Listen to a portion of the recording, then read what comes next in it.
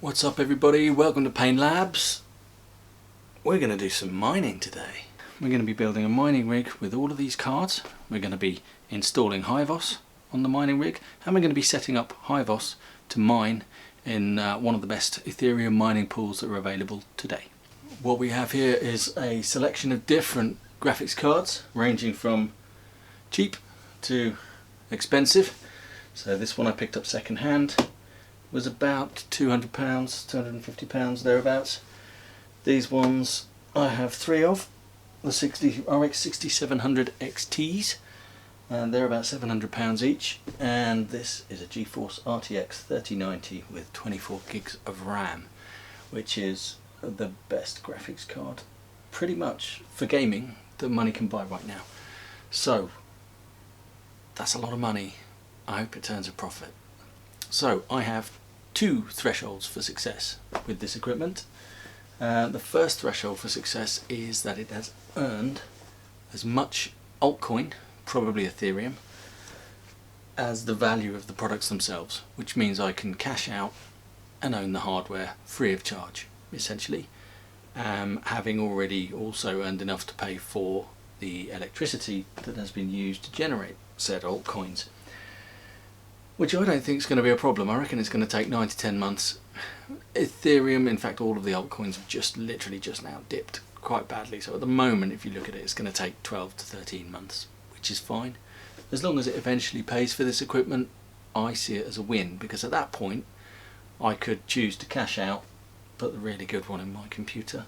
I've got two really good graphics cards here to potentially upgrade my kids' computers for their birthday in it. Maybe next birthday or whatever, and then I can either sell the rest or leave the rest mining and see how things go. That's my second threshold for success. Is at the moment, once this is all paid for, it will be generating between, let's say, between £400 and £500 per month, maybe £300 and £400 depending. Now the difficulty of mining Ethereum is going to be going up. Ethereum's also going to a proof of stake algorithm instead of proof of work, which means that mining Ethereum could become a thing of the past in the relatively near future. I'm guessing we've got 6 months, but they did do a bench test only a couple of months ago, which was very successful.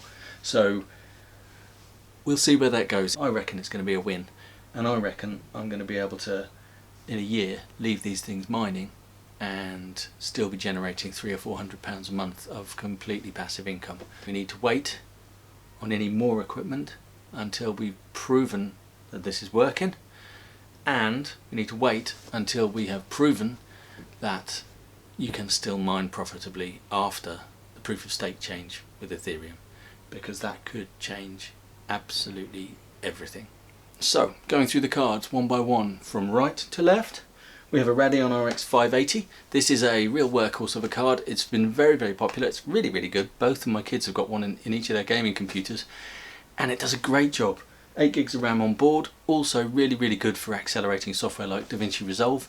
8 gigs of RAM is enough to do really good 4K editing with an RX 580. Ideally with something like with a software like Resolve, you probably want a little bit more graphics card RAM if you can afford it, but 8 gigs is enough for basic editing in 4K in pretty much real time, using raw files and all of that sort of thing. So it's a really good workhorse card. So moving on from the RX 580, we've got the Radeon RX 6700 XT. I have three of those, two of which are kind of earmarked for donating to my children for their birthday in about, not this coming birthday, but the birthday after, because they'll be paid for. Free birthday present for them, amazing birthday present for them as well, because they're both massive gamers. I hope they don't watch this. DirectX 12 supported, and they also do real-time ray tracing. Only on the end there we have the NVIDIA 3090 with 24 gigabytes of RAM on board. Full ray tracing. I'm really into video editing and DaVinci Resolve. I'm also into gaming, and I'm also into Unreal Engine and that sort of thing. So having a card like that with all of its real-time ray tracing for the latest version of Unreal Engine is quite exciting to me. I'm going to have to wait a while before I can play with it, which is a very, very sad thing, but it's got to pay for itself first, because that was not cheap at about £2,000. They should all actually pay for themselves at about the same rate. So in about 10-11 months I should own all of these cards outright, having taken all that money back. So what do I do with all these cards? Well, I stick them in a mining rig, which looks a little something like this.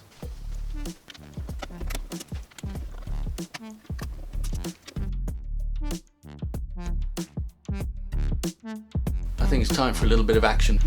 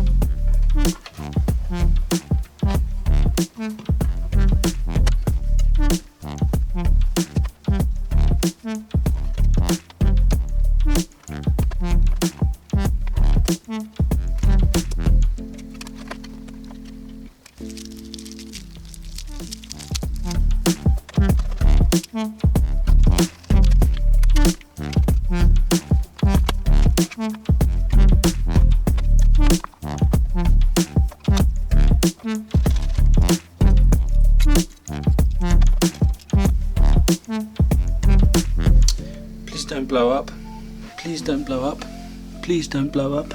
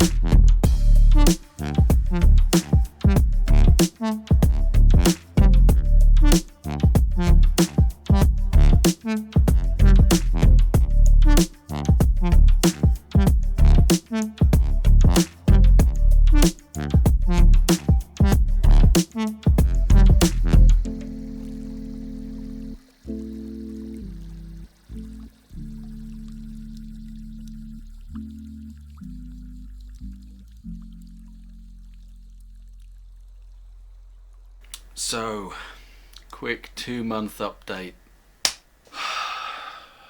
Crypto, what did I do to hurt you? What?